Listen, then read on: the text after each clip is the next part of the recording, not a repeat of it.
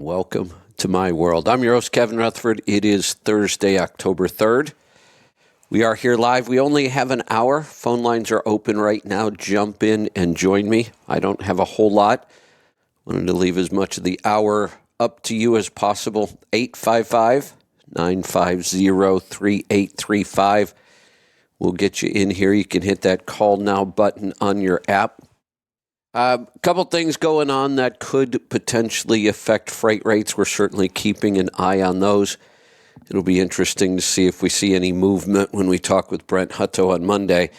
The storm is certainly going to have an impact. It's a big storm, big area of recovery that should generate a lot of freight movement, should have some impact on some rates and some volumes. One thing I'd like to get some feedback on today, if anybody knows anything about this. FEMA loads are one of those things I have never dealt with at all. I certainly have heard about them the whole time I've been in the industry. Not something I've ever had any direct experience with, either from the broker side or the carrier side.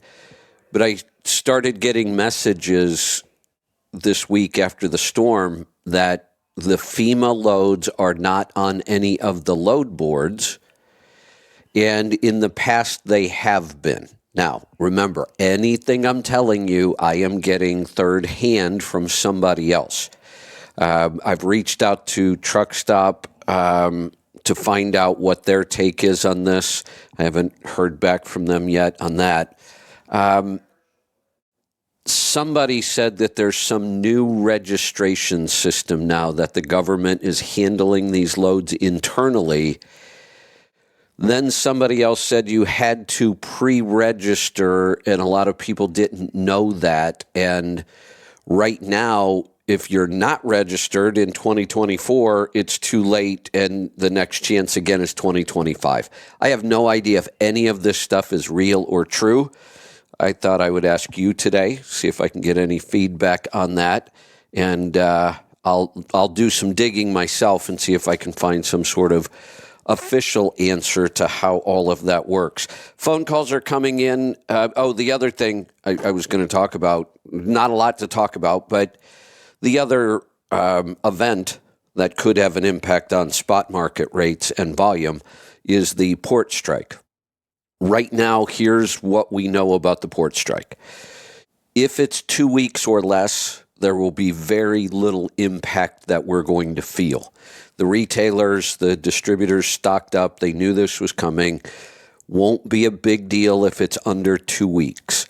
If it goes over 2 weeks, we will start to see those impacts, and we'll keep an eye on what it looks like those may be. Now, in the short term, we could see the impact will be higher spot market rates and more volume.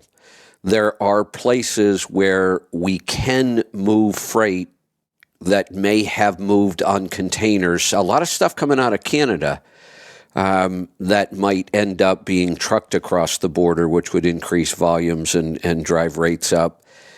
And then we're going to get air freight on critical items. They're already starting to ship pharmaceuticals in on air freight because it has to go, that those rates will go up. So there could be some impact, some good positive impact. If it goes too long, it's hard to say because of the effects on the overall economy itself.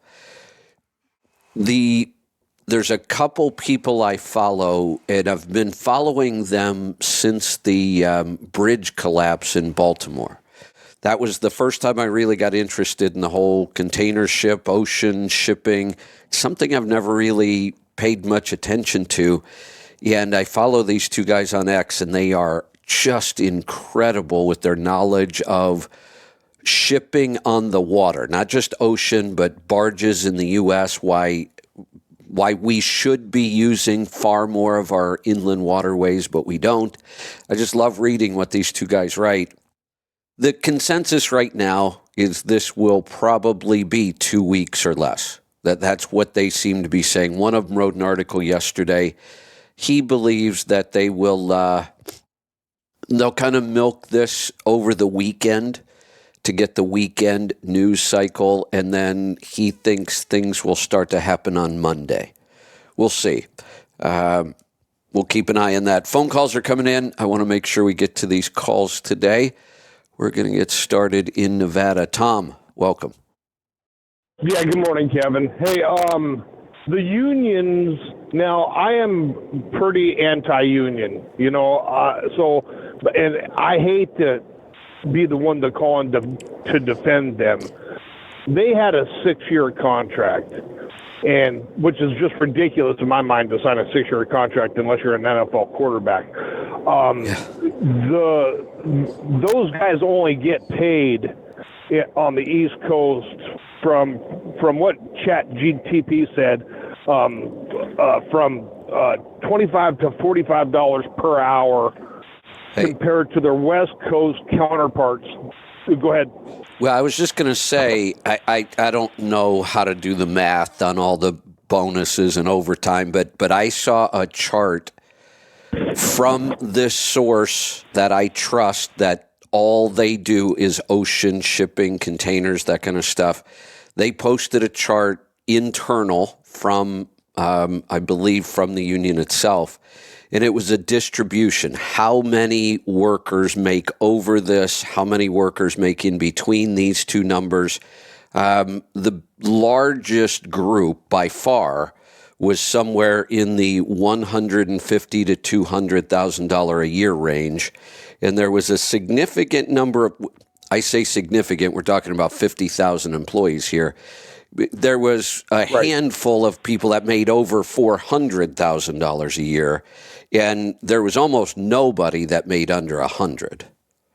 Okay, well, if that's the case, an 80% increase over 6 years, the next 6-year contract is unconscionable. Now realize they had a 6-year contract. Hey, Tom, hold on. So whatever the numbers are. Hold on. Go ahead, I'm sorry. Yeah, let's go back to what you just said. Whether we know those numbers, if somebody's really making $250,000, I believe they are. There's people down there making that kind of work.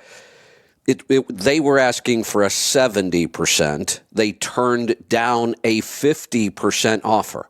They were offered a 50% wage increase. They wanted 70. Their new number is 61. That's unconscionable. Nobody in business raises anything that your major cost cannot go up 50%. Certainly not 70%.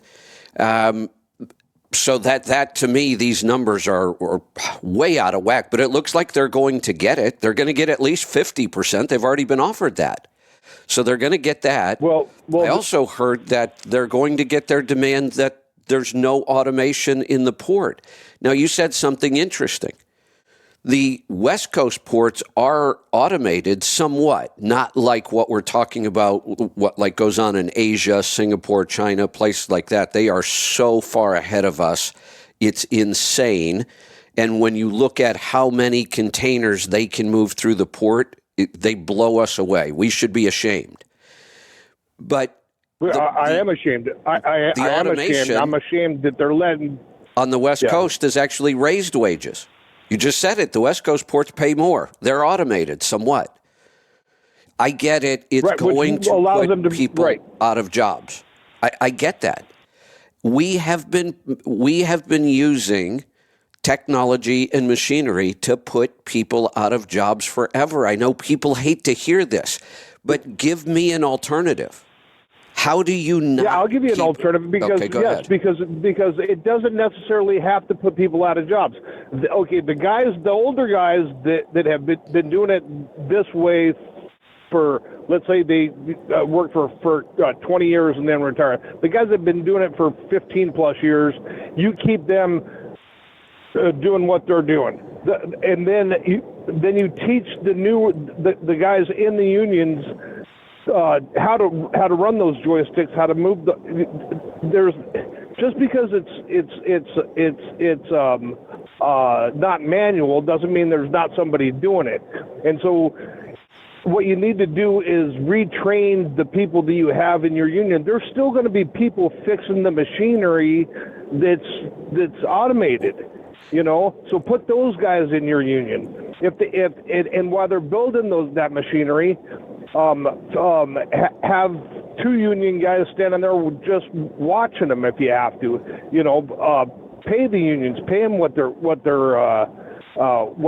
Those guys during COVID, just like truck drivers, they were there doing the job every day, and they didn't strike when that shipping conglomerate made more money during 2020 and 2021 than they did in the previous 80 years combined. They made a ridiculous sum of money. Remember when they were shipping containers were $6,000 to $8,000? You know what I mean? They made a disgusting amount of money, and those guys did not strike then. But to not automate. Well, let me comment on something you just said. Ridiculous. I'm going to comment on something you just said, because the thought, and I understand where it came from and why you said it, but the thought that I would strike because somebody else had a good year. That's insane. What somebody else has nothing to do with you. I don't care if it's in the same industry. It's a free market. I get it. The ocean shipping, first off, I've been learning a lot about this.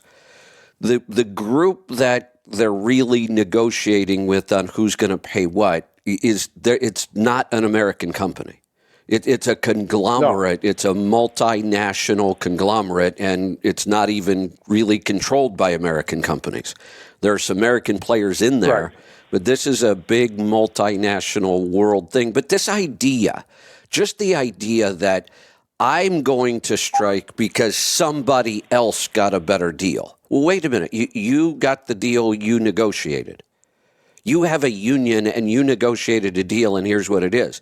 Now you're negotiating a new deal and you're going to strike. I just don't understand why what anybody else gets matters to anybody. No, well, you're preaching to the choir about that. I totally understand what you're saying, but if you look at the backlash that this union's getting on TikTok and X, they are under the impression that because the hurricane hit, now they have more. I mean, a lot of people actually are. The hurricane just happens to be a coincidence, and it's very, very unfortunate. Here's their biggest leverage. Here's why this is happening. Their biggest leverage is the election, by far. And the election, but they knew the election was coming. Right. They didn't know the hurricane was coming. I mean, that's exactly. That's their real leverage here is the election. And they know if Trump gets in that he'll at least call that Harley Davidson Act or whatever it is that will put him back to work for 90 days. Yeah, but that's a while down the road. So this is where they do have their leverage. There's just no reason that they can't retrain those guys. All that automation has to be fixed somehow, some way, and those guys will be union as long as they let them be union. Well, I don't see what. We should face the reality. If we automate the ports, jobs will be lost. Not all of them. That's what we're saying. There will still be jobs there, but jobs are going to be lost. When you watch these videos of these Asian ports, instead of humans on tow motors and cranes and all of those port vehicles are autonomous. There's no doubt you will lose jobs. I get that. We've done this forever in every industry that exists. In fact, we're one of the safest in trucking in that you can't offshore our job, and automation has come really, really slow in trucking. I know we're worried about autonomous vehicles, and it would be huge if that happens, but we haven't been affected by any kind of automation. Our vehicles, even though they're so much more advanced, we don't put any more miles on them than we used to 40 years ago. We are no more productive than the day I started in this industry. Right, we put on fewer miles because now. We're less productive. Right. So we're in a weird industry. We have not automated anything. Nothing has taken jobs away from us in trucking. Not offshoring, not technology. That's not exactly true because I mean, I don't want this to sound racist or anything. Well, wait a minute. But I bet said there's probably didn't take away jobs. Go ahead. The number of jobs are still there. It's who's filling the jobs, and I'm with you. We've imported a lot of low-wage workers. Yeah. Yeah, because for sure. I mean it's rare. I bet 50% of the people on the road don't speak English as their first language. Literally 50. I'll try to make conversation at the truck stop, and the guy looks at me like I'm crazy because I'm speaking English. Yeah, so I'm with you on that. The number of jobs have not changed, but so we couldn't offshore the jobs, so we onshored the workers. Right, and then I know that you have a short hour today, and I'm sorry to take so much time. No, that's up. all right. About the FEMA thing, from what I can ascertain, and I've been trying to do my studying on it, they're kicking people out of the some of the most devastated areas if they're not a vendor. They have food and water to deliver. If they're not a vendor with FEMA, then they get kicked out of that area. This government will let people starve because it's a big money grab. FEMA is ridiculous. I've read all these. I've watched the videos. If this is actually true, I'm really struggling with this one because it sounds way too much like a conspiracy theory. Like I need, the stainless steel helmet for this one because I just can't believe it. But I've seen it. Did you see the guy with the helicopter that was flying people out, and then the sheriff made him leave? I did, and then I read the article about somebody who has worked in like 50 disaster zones in his lifetime, and he's the Navy. one. Yeah, he's the one that said, "Look, here's how this works. We know this is how it works. We have proof this is how it works.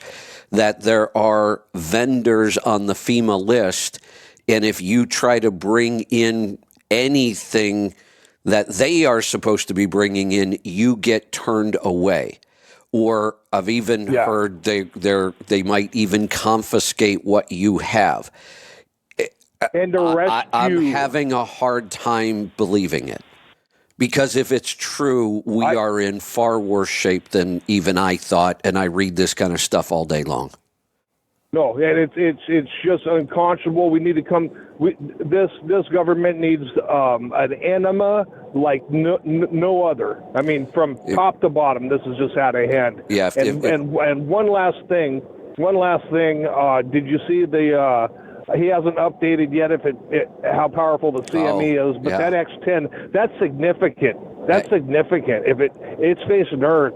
That's significant. I haven't seen the updates this morning. I was watching this all day yesterday. The guy that I follow, who's really kind of level-headed, he doesn't try to exploit every little sunspot to get more clicks on social media. He really tries to tell Sunweather? Space weather? Yeah. Ben Davidson. Now I'm getting confused because I follow a couple. I'd have to go back and look. But his claim has been, look, it is significant but not severe, or he used a couple other words. He said that was yesterday's. No, that was yesterday's. This morning's X10. Wait a minute. X10? I need to get updated. I didn't see that. That was this morning. Yeah, that was this morning at about 6 o'clock. Yeah, I got it. And he's waiting for the seismographs and whatnot to come back from NOAA. But an X10, and it's facing right at us. That can knock out some electronics big time. If it's a big CME, if it's just a solar flare, it's just a solar flare with a small CME. But right. if it's a CME, this could be very, very, very significant. Well, the X7 yesterday did have a fairly significant CME. As far they were still kind of trying to track it yesterday when I quit reading. But that was the one he said was, yes, it's significant. We might see auroras all over the place again, but he didn't expect any kind of major impact. but now it sounds like we've got something new going on. That's the same sunspot. That's the same sunspot that turned a little closer to Earth. Got it. And then this morning, it whacked off an X10. So, and he sounded concerned because he was taking his kids to school and did a little video that he'll update in a couple hours as soon as he finds something out. So, I mean, don't stop paying your bills yet, but All right. Oh man! All right, Tom. All right, that's all news. I got, man. Get to other people. I appreciate you. Yeah, thanks. Enough good news. We'll move on. Let's go to Florida. Sarah, good morning. Good morning. I really enjoyed Dr. Tracy from yesterday. I got to listen to it later in the evening. Good. And I just wanted to say I really do like it when you have doctors and other professionals who go into depth with subjects. And for those people who maybe don't, you never know. They may go back and say, wait a minute, I think I do want to listen to that information, and maybe there was something there for me. So when they go back, it's just a list of dates. Is there any way we can do, at least just on Destination Health Day, a byline that says, after the date it says Dr. Tracy Strope or Dr. Jack Wolfson or Joel Salzman, so that when somebody's looking to go back and listen to what did that doctor say, they can just find the shows where that doctor or guest was speaking. I hope so, because I struggle with the same thing internally. I've got to go back and look on my calendar to figure out who I wanted to go back and listen to again or look something up, and then I've got to cross-reference it with the show calendar, and it's on the list. I know that it's something we're certainly going to have at some point, but our programming team keeps jumping back and forth to the fuel gauges that not Apple, but the other operating system has totally screwed up on us for about a year now. We can't seem to get that one working right. And the broadcast app we're still working on. And I came up with a whole new idea yesterday that I'm not really ready to talk about yet, but will alter the way they're programming. We've got to move some priorities around. Okay. As a secondary quick shot, would you be able to have some at the top of Trucking Tribe app? Would you be able to have a running tally for Destination Health with the name of the guest and the date, so it's easier to cross-reference and look up real quick? That might be possible. That might be a lot easier to do. Angie, if you were listening, can you grab that, and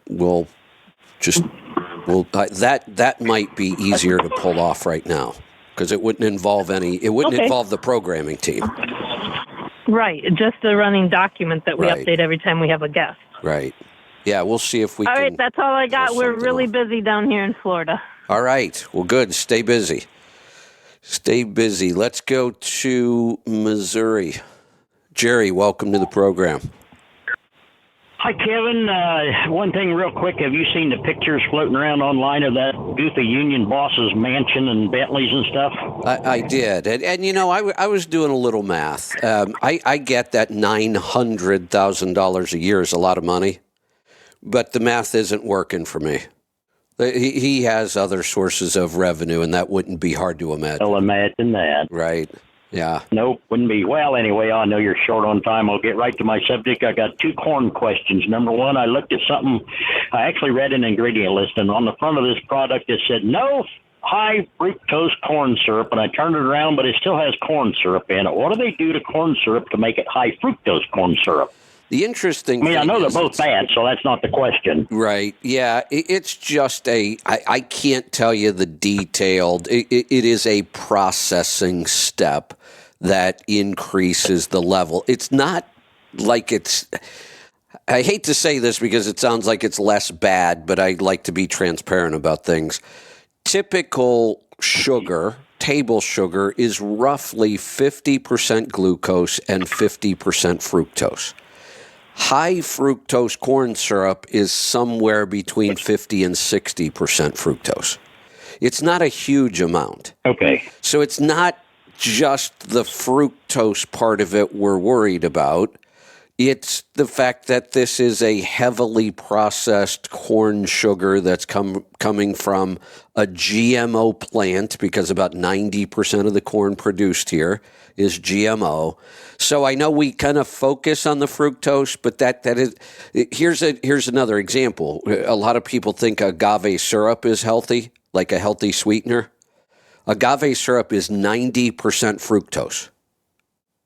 Why? Yeah, it is. Okay, well, I'm just curious what the deal. I can't imagine either one of them's good, but I didn't buy it. So let's move on to another corn now. Now, this is off the wall. I can't imagine I've lived this long in my life, and I never had a corn. I had a nurse practitioner tell me I've got a corn. 3 questions. What the hell causes a corn? What is a corn? What causes a corn? What do you do to get rid of it? So is it on the bottom of my ball of my foot, on my little, right below my little toe, on the ball of the foot? Feels like you're walking with a rock in your shoe.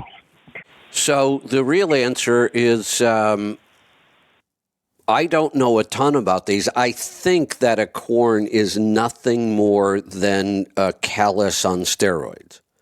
I think it's the same. Okay. It's the same action. You know, if you just keep rubbing against your skin and you might get a blister, and then you start to develop some tough skin there, and the more you do it, the tougher it gets, and pretty soon you can get some pretty hard pieces of skin.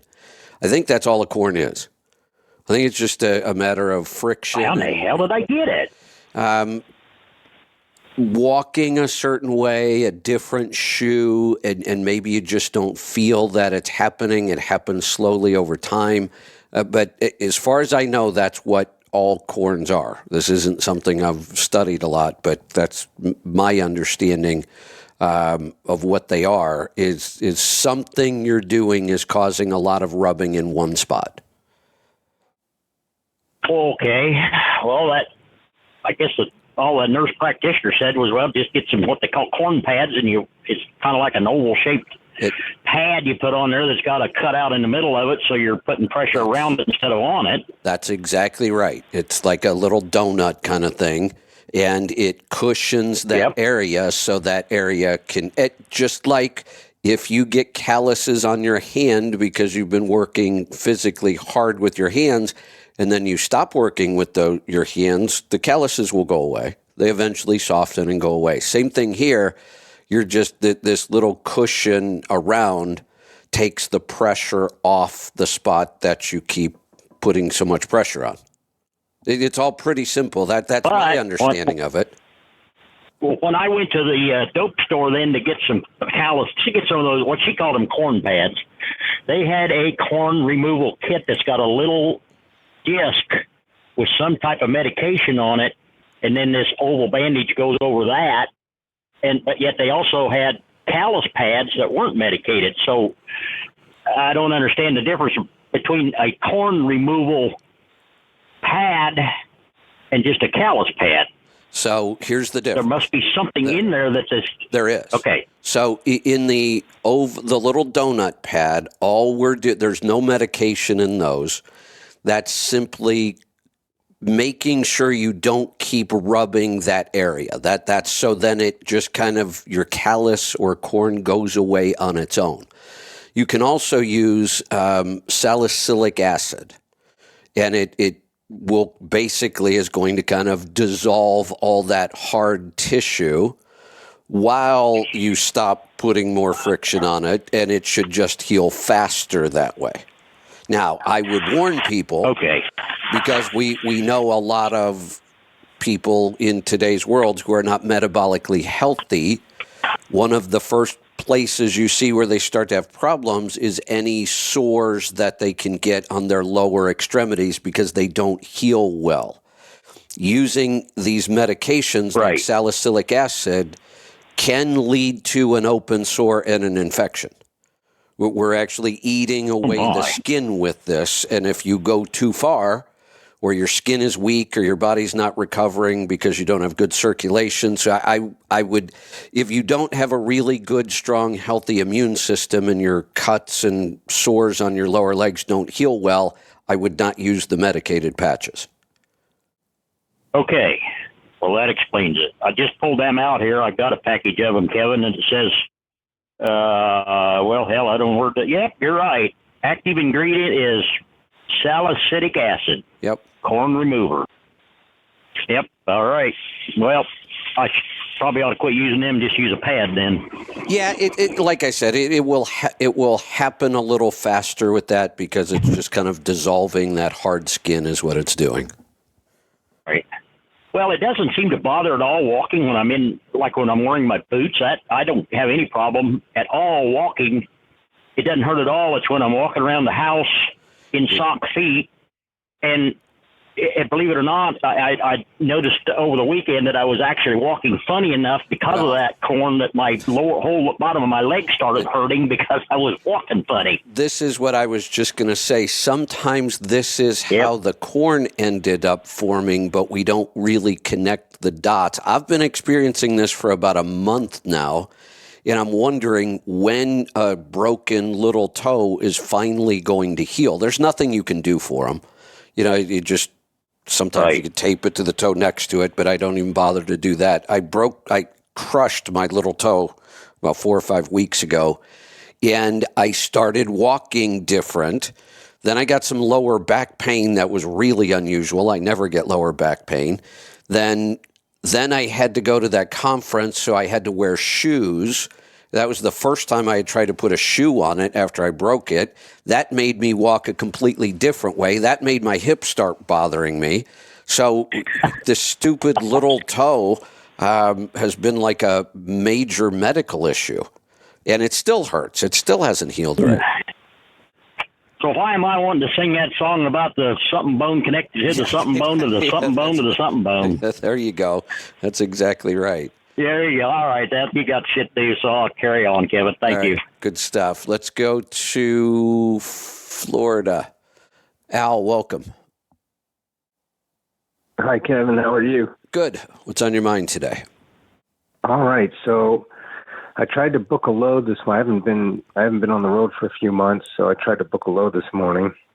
And the broker said that I'm not freight validated, so he couldn't onboard me. Have you heard of freight validation or freight validated?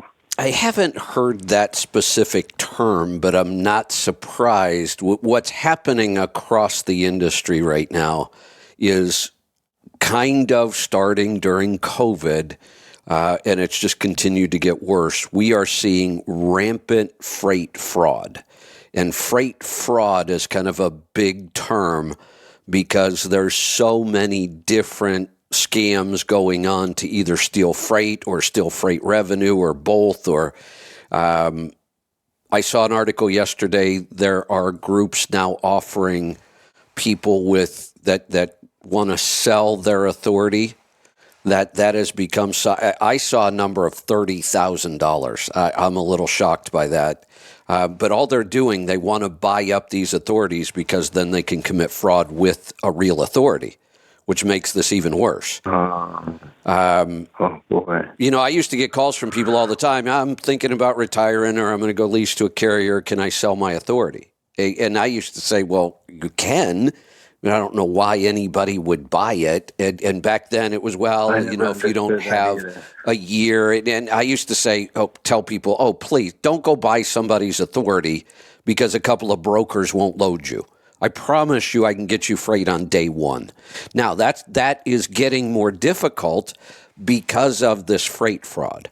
So we're seeing things like brokers will not load you if you don't, and this may be what they're talking about. They're using a roadside or a level 1 inspection as a criteria because it at least tells them this is a legitimate carrier that has been inspected. And when they inspect you, they're also verifying, insurance paperwork, all that stuff. So now brokers want you to have this level 1 inspection. Well, a lot of carriers don't have it. And I, when this first came up, I said, well, this is easy. Just pull into a scale and ask them to do a level 1. It's not that. And then I had people calling me saying they won't do it. So it all has to do with all of this freight fraud. We just talked about it with Brent on Monday. The load boards are doing everything they can to try to make this better. Here is what, and I hate to, kind of say I told you so, but I don't mean you, I just mean everybody. I've been preaching for about 25 years. Find 3 to 5 good brokers and get 95+% of your freight from them, and there would be no freight fraud issue. You can't commit freight fraud when all the parties know each other and work together all the time. I'll tell you. Okay, I have some more to tell you about the Freight Validate, but on that point that you just made, it doesn't work for everybody. For me, for instance, I like to go all over the country. Hold on. So, and you can explain how it works with you or anybody else, but I got to say this. Nothing I ever say on the air works for everybody. Nothing. When I say if you slow down, you get 1 mile per gallon better. Those are all generalized rules. It has to be that way. Nothing I ever say on the air works for everybody. So I hear that a lot, and the reason it aggravates me when I hear it is they use it as a way to invalidate what I just said. But it doesn't. Of course it doesn't work for everybody. But had we been doing a lot more of this, it works for 90+% of the people with their own authority. I can promise you that. 9 out of every 10 small carriers with their own authority could absolutely be working with 3 to 5 good brokers, and we would have a far smaller problem to deal with right now. Yeah, it works for guys that like to run in the same lanes a lot. With that I don't even really see that as a criteria. It works for them, yes, but even if I don't like to run in the same lanes, that doesn't change this. Brokers have freight everywhere. There's brokers everywhere. I can find 3 to 5 that will. I'll just say, look, I'll take your once in a month loads, and so that to me doesn't really change this. I can run. I call that running wild. I can run wild with 3 to 5 brokers or 2 brokers. They'll keep me busy. Okay. I mean, it hasn't been my experience, but I'm not going to argue that with you. I really want to talk about this Freight Validate. Okay. And why it came up, MC, if that's okay with you. Yeah. Well, let me do this. Let me do this for the day. We don't have a lot of time today. In fact, probably won't work. But going forward, if you're out there and you run wild, you don't like to be in the same lanes, you don't want dedicated freight, and you're working with a couple brokers, send me a note, call me on the air, let me know. Because I promise you it's happening every day. Mm-hmm.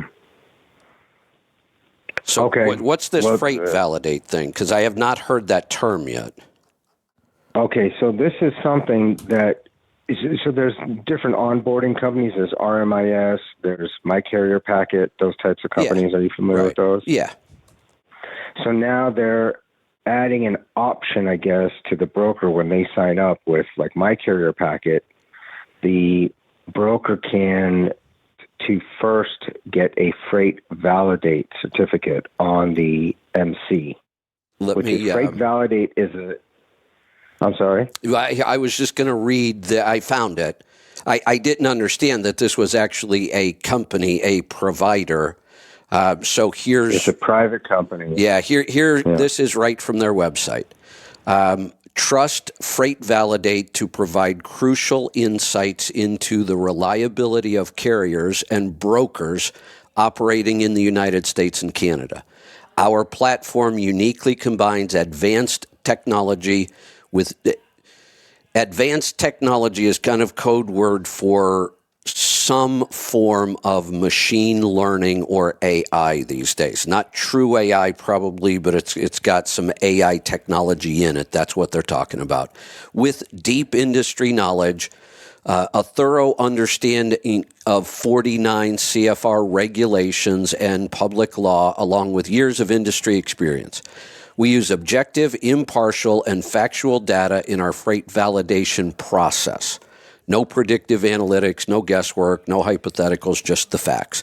These companies are starting to explode because we need a solution for this freight fraud.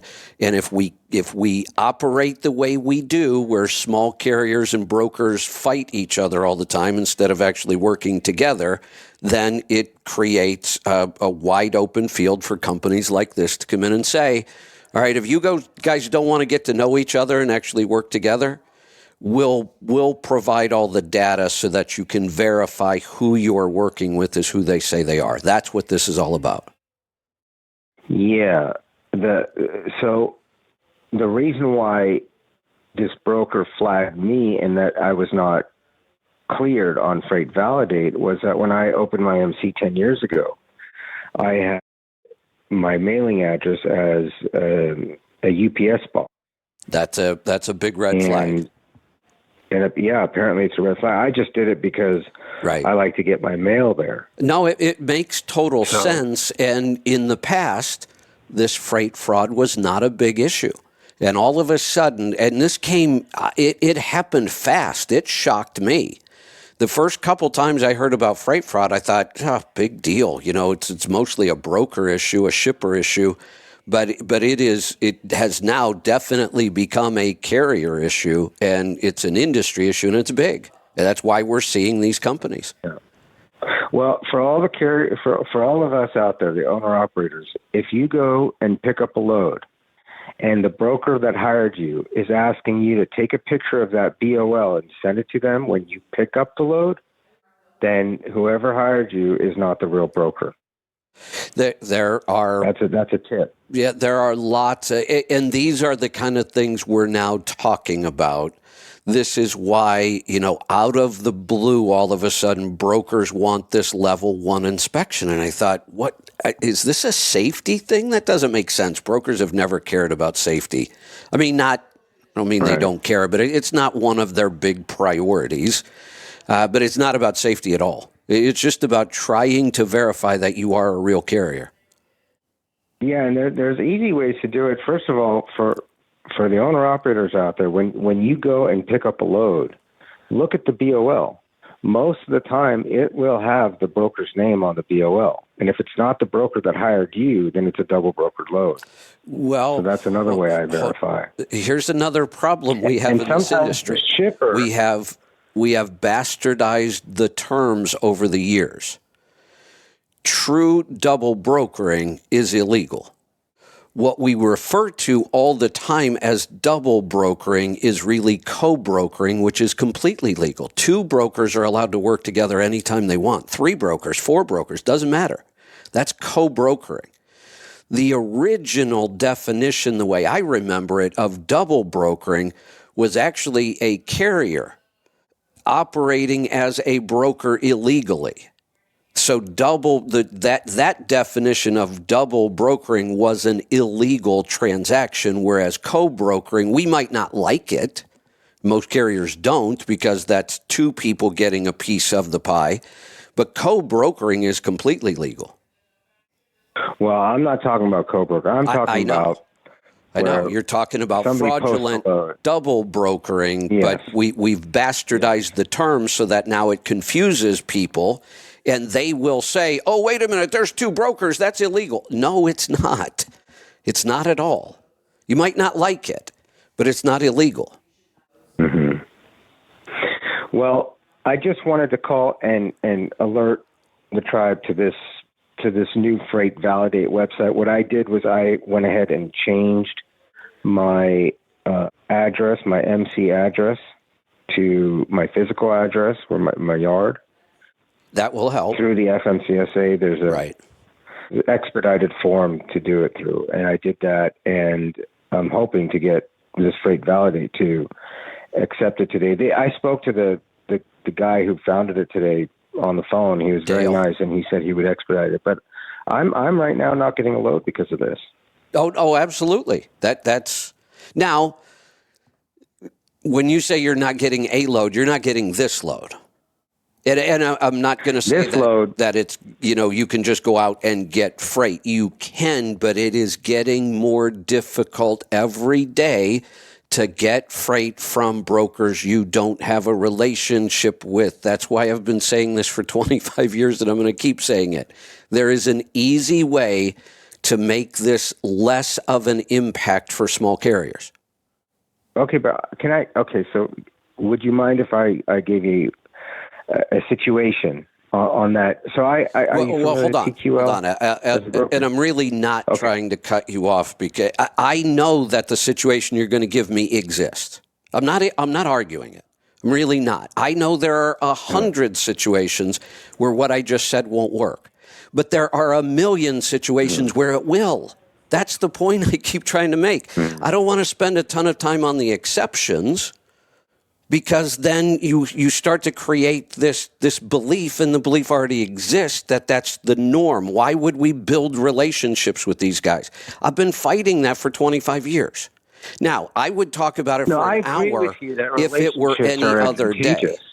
But right now I'm down to 13 minutes and I still have 3 calls. So I'm really not cutting you off because we're disagreeing. In fact, I wish I could just continue the call, but I got 3 more on hold and I got to get to them. Call me back tomorrow even. I mean, that's something we can talk about on Fridays. And I'll let you tell me your situations. I get that. But I'm going to keep hammering what I've been saying for a couple of decades, because it really does work. Let's go to Kansas. Robert, welcome to the program. Thank you. Wondering about an old man with skin getting thin and losing hair. And I read an article that collagen would assist or help strengthen the skin and reduce the hair loss. Is there anything to that? There is. There's no doubt that that's what collagen does in our body. Collagen strengthens connective tissue. Connective tissue is collagen. So all hair, skin, nails, all of those things benefit from having enough collagen to do their job. But it's like everything else. There's a sweet spot. We can have too much of anything. My first question always when somebody calls me about supplementing something is, tell me about your diet. In between keto and carnivore. So when you eat meat, one of the things, are you consuming bone broth? Not really, no. Add bone broth every single day. Bone broth is loaded with collagen, and it's in a much more natural form than these collagen powders. Well, one of the things I'd have to caution about always is there's a million collagen products on the market. Most of them are garbage. And I could spend the next couple of hours telling you why they're garbage. Well, this is the source, or it was processed like this, or it's missing this, or I could go on and on and on. But ultimately, I would be adding more bone broth. I would eat the parts of animals that we don't necessarily eat. Do you like chicken wings? They're okay, yeah. I eat a lot of chicken wings. I normally don't eat them. It makes me crazy when I see somebody take a bite out of the middle, flip it over, take another bite out of the middle, and throw it in the pile. When I'm done with my chicken wings, there is nothing left but those bones themselves, clean. Those little hard caps at the end, chew those up and eat them. Eat the gristle on meat. Eat bone marrow. Ask your butcher for marrow bones and have them split them down the middle and roast them in the oven and then eat the marrow right out of the bone. I would much rather see people get their nutrients from food. If you need to supplement collagen, I would just say be very careful of the choice you make in a collagen supplement. But I would much rather see people get it from food. And bone broth is a great way of doing it. Paleo Valley.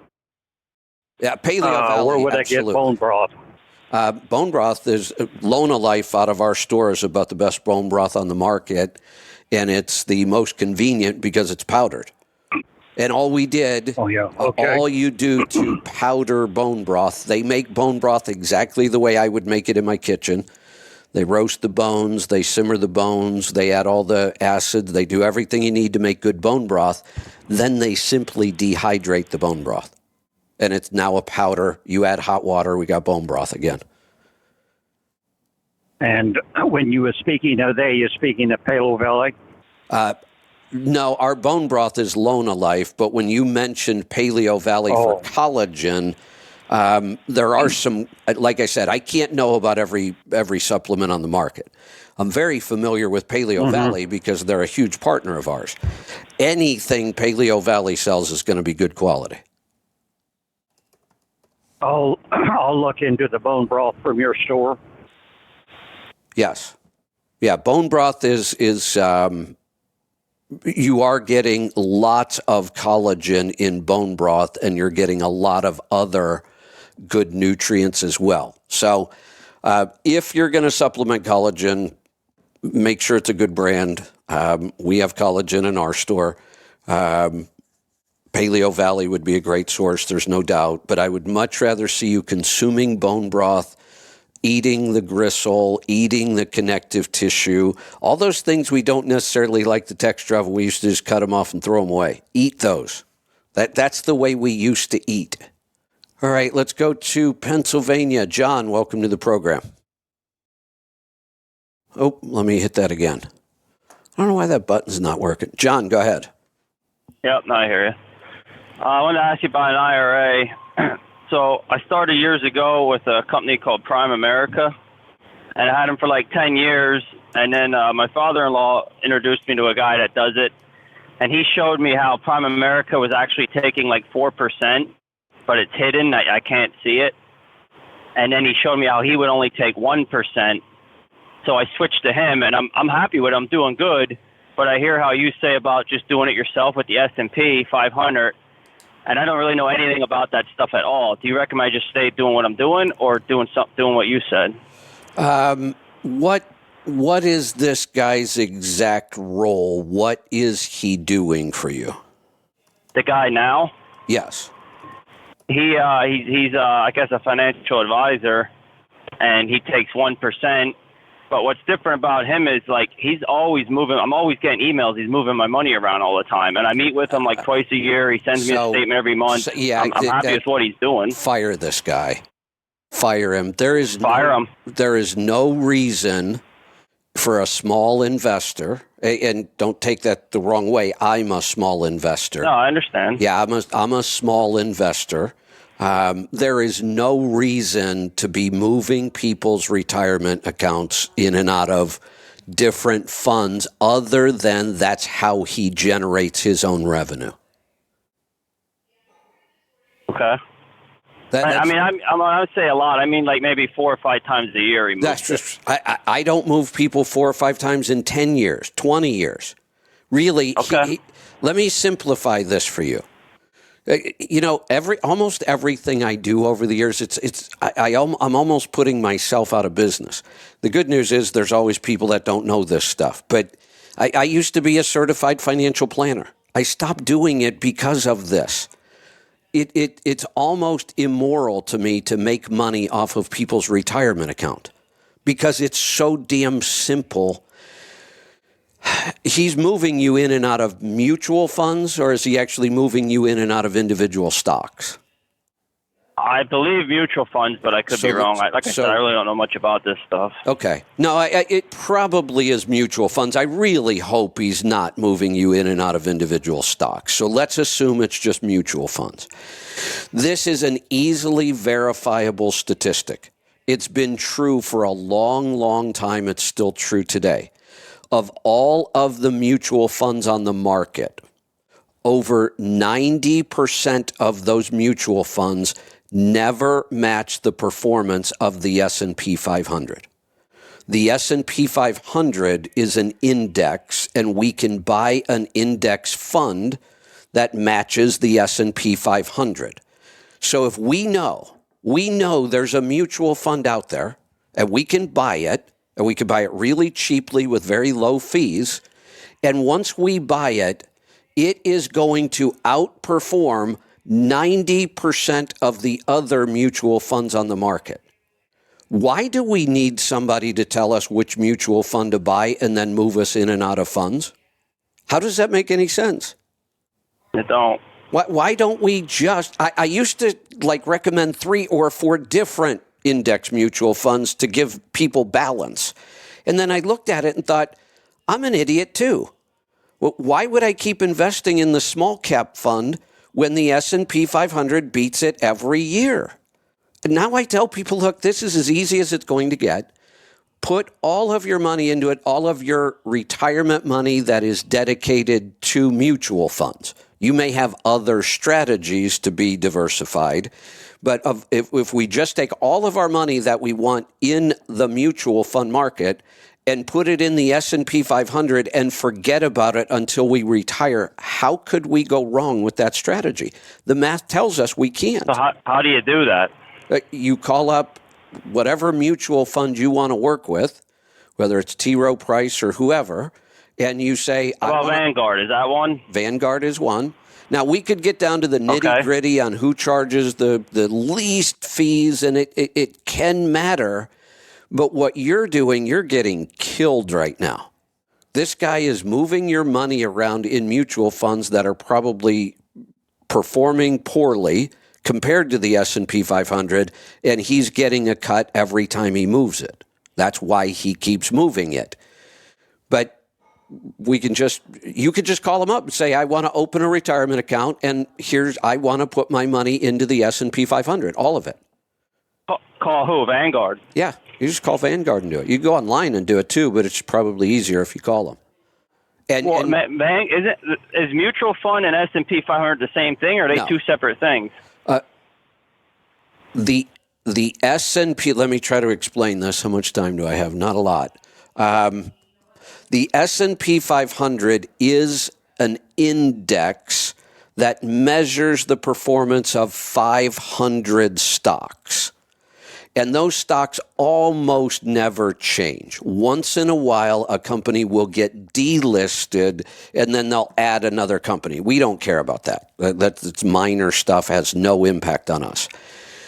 We then can buy a mutual fund that holds all those 500 stocks of the S&P 500 index. Mutual funds are always a group of company stocks. And all these mutual funds try to buy all the right companies to get the best return on your investment. But we can look back 20 or 30 years and they always fail. 90% of them fail to just meet what the S&P 500 does, and nobody has to pick those stocks. They just exist. They're there. Does that make sense? It does. I'm still hung up, so I just call Vanguard and tell them I want to start a mutual fund or an S&P 500 with you. Well, you want to open a retirement account. We have to go one step further. We have to have the retirement account first. That's what you're going to open with Vanguard or whatever mutual fund company you choose. Then they're going to ask you, okay, we opened the account. What do you want to invest your money into in this account? And then we're going to tell them we want to put it all in the S&P 500 index fund. Now, if you want me to kind of hold your hand through this and help you with should it be Vanguard or a different mutual fund company because we could get better fees and kind of be there and say, here's the form and you could do the coaching program for a month and we could knock this out. Or you can really go do it yourself. It's not that hard. And I can transfer all the money I have now with this guy into that in one shot? Absolutely. And they will be happy to handle that transfer for you. You give them the details. And you're allowed, I think, $7,000 a year. So they'll every month they'll take out the payment out of my account to put into that. You could transfer $7 million today, and there would be no tax consequences. You're not cash. You're not. You're allowed to roll over your account anytime you want to a different mutual fund company, a different advisor, a different investment. You're not taking money out of your retirement account. This is not considered a Well, what's the distribution. $7,000 a year you can put in for their taxes or whatever? That's how much new money you can contribute into your account each year. But no matter how much money you have in the account already, you're allowed to move it around all you want. There's no tax consequences to just moving that money. And they'll set it up so they take out of my account every month the new money? Absolutely. Yep. Okay. All right. I'm going to look into this, and if I have more questions, I'll call you back. There you go. All right. I'm going to knock out one more quick one, and then we're going to get to Rolling Toe. I'm late today. Zach, what do you got? Hey, Rolling Toe, back to the heel. If you had a heel spur, what would you do? How much is it affecting you? It's pretty painful from time to time, or daily. I've done the doctor said cut the hole out, kind of like the corn. Jerry's one kind of give the idea to call.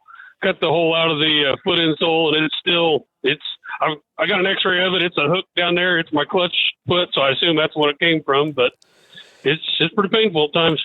Could be. Not a lot we can do here. Almost everything you're going to find is just, take something for the pain and, try to not keep doing whatever caused it in the first place. One of the things you won't hear from a lot of people is, what are you doing as far as vitamin D and mineral balance? Are you taking anything? No mineral balance. I do the drops, ADK. Are you doing Cardio Miracle? No. I would add cardio. The reason is it's got you're going to get some more vitamin D in a very, very absorbable form, but you're also getting all of the other cofactors we need in order to get our calcium where it belongs and not building up in places where it doesn't belong. And that's part of what's going on here. So you could add a light balance that would get us closer, but I'm really recommending cardio for this because it fixes a lot of stuff. Would you, in no case, because I've heard the idea of you have surgery and ends up still hurting after the surgery, and so you would not do surgery at all? I'm not a fan of surgery unless this got so bad it was affecting my ability to work. And even then, I would be really, really cautious about surgery. So I'm just not a fan of the medical system these days. Fair enough. Thanks for taking the call. All right. Thanks for the call. All right. I'm sorry, guys. I'm late. I tried so hard. It's all right. It's a really, really busy day for us, too. So Mike's not even actually in the studio right now. He's wandering around the office somewhere, putting things together.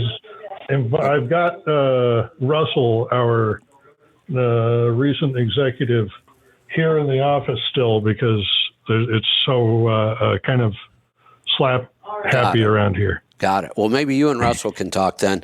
And that's a possibility. Now, here I got lucky here. I want to make sure nobody tell Mike that I was late. He won't know. I won't. Yeah. Oh, I won't. Nobody. We're on time. Yeah, and it's just you and I talking right now, so nobody else is. You don't have to worry. Yes. Nobody can hear this. Tell Mike that I was late today, and we'll be good. All right. All right. No problem. I will get out of your way, and I will tell people that this is a call-in talk show. It works really well when you call in and talk to us. 855-950-3835, or hit that call now button. When I say call in and talk to us, I don't mean me right now. Call in and talk to the other Kevin. All right, Kevin, have a great day. Be safe, be profitable, be fit and healthy. Always do the hard work and master the journey.